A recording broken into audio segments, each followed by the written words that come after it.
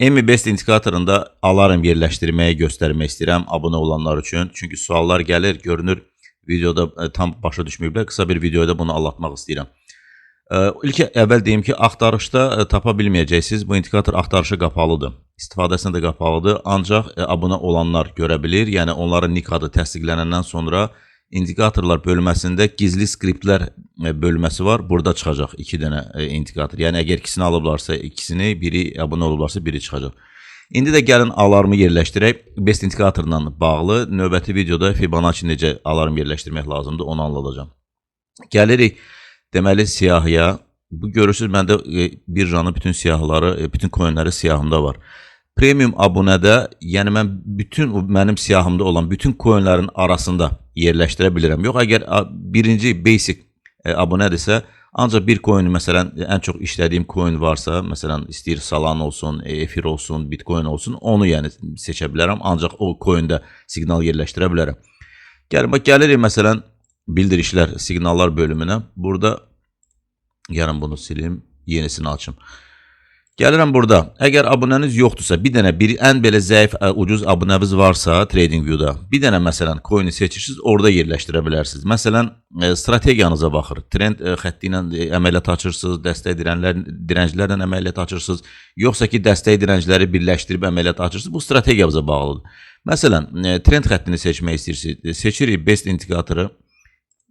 Və gəlirik bura, menyuda gördüyünüz kimi burada bir çox funksiyalar var. Bunlardan birini seçmək olar. Məsələn, direncin yarılması, dəstəyin yarılması ikisindən biri və yaxud direncin və ya dəstəyin yarılması. İkisindən biri hansı olarsa bir siqnal yerləşdirməklə həm direncin, həm dəstəyin yarılması baş verərsə, ikisindən biri siqnal gələcək. Məsələn, mən seçirəm trend xəttinin kəsişməsini. Seçirəm trend xəttinin kəsişməsini və zaman dilimini seçirəm. Bu ola bilər olsun 30 dəqiqəlikdə, 1 dəqiqəlikdə. Gəlirik burada dəqiqəni seçirik 30 dəqiqə və aşağıda barın bağlanmasını. Bu bar bağlanmadan trend xəttinə toxunanda siqnal verəcək. Bu isə mum tam bağlanandan sonra. Hal-hazırda 30 dəqiqə tamam oldu. Axşam saat 22:00-da siqnallar gəldi. Baxın. Bunları bir-bir incələyirəm. Və baxıram ki, 30 dəqiqəlikdə ACX-də trend xəttini kəsib, mənə görə burada əməliyyat açılmaz, çünki rangin də altındadır, yəni risk eləmərəm. Daha ən belə uyğun olanını seçəcəm onların arasında. Məsələn, bu da mənə çox belə cəlb edici gəlmir. 2 saatlığa keçsəm, görərəm ki, yəni bu, hələ ki bu aşağı düşüş vəziyyətindədir, çətin ki qalxa. Yəni, başqa bir vəziyyət. Burada, məsələn, bu mənə maraqlı ola bilər, çünki burada xeyli qalxıb, 8 milyondur hal-hazırda. Yenə də biraz tərəddüd eləyirəm. Yəni, bunların arasında, əgər mənə uyğun biri varsa, məsələn, mən bilirəm hansı trend xəttinin kəsişməsində daha effektiv olur. Yəni, burada o vəziyyəti görərəmsə, buradan çıxdıq, bir dəqiqə. Baxın, burada bunun üstünə çıxsa mənim üçün daha yaxşı olar. Yenə də belə bunların arasında baxacam. Baxın, burada da çox gözəl kəsib, amma burada hələ mum tam bağlanmayıb, növbəti mumdur. Bu da bunun kəsişməsini göstərib, siqnal verib. İndi növbəti trend xəttini kəsmək istəyir. Bunun bir 30 dəqiqəliyin də tamamını gözləyərəm, məsələn. Keçim, buna baxaq. Burada, məsələn, görürsünüz, burada yarıb, amma burada oynayır, retest eləyir.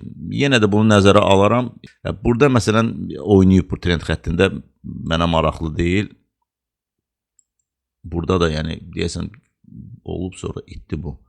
Bunu belə buradan çəksəm, bax, bu da mənə çox maraqlı gələ bilər. Çünki burada fikir verin, direncin də üstündə bağlayıb, trend xəttində üstündə bağlayırsa, demək ki, burada qalxma ehtimalı az deyil. 60-70% olsa, burada riski gözə alıb, stopu bura qoymaq olar. Yəni, long götürsək buradan, stopu bura qoymaq şərti ilə lap dəstəyin altına qoyun, ya da mumun altına qoyun, bunu da çəkin bura qədər. Buralardan da hissə profit götürmək olar.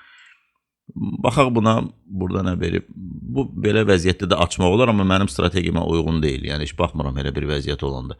Belə, burada da məsəl üçün mən əməliyyat açmaram. Halbuki dəstəkdən bir neçə dəfə reaksiya alıb, dəyib və reaksiya alıb nəhayətindəki range səviyyəsindədir. Yəni, belə, çox rahatdır. İstədiyiniz, yəni, strategiya uyğun, burada siqnal yerləşdirib, ona uyğun da əməliyyatlar aça bilərsiniz. Burada əsas məsələ siz analiz eləmirsiniz, oturursunuz rahat, siqnalınızı yerləşdirirsiniz, çıxırsınız, gedirsiniz işinizə, gücünüzə, heç qrafik qarşısında oturmursunuz. Vaxtı gələndə siqnal gəlir, baxırsınız, uyğun vəziyyətdə əməliyyat açırsınız və salam, unudursunuz əməliyyatı. Stop olanda stop, profit olanda da profit olur.